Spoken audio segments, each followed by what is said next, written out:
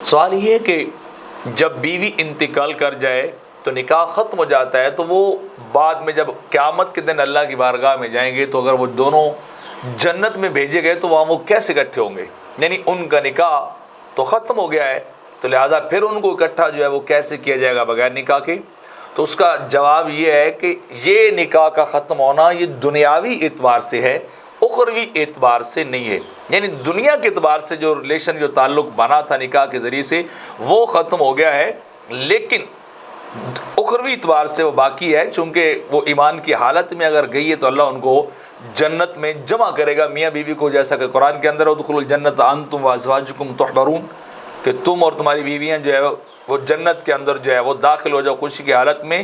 اور تفسیر بیضاوی کے اندر ادخلوا الجنۃ انتم وازواجکم نساؤکم المؤمنات کے الفاظ ہیں، تحبرون تسرون سرورا، یعنی بڑی خوشی کی حالت میں، بڑی انجوائمنٹ کرتے ہوئے تم جو ہے وہ جنت میں چلے جاؤ۔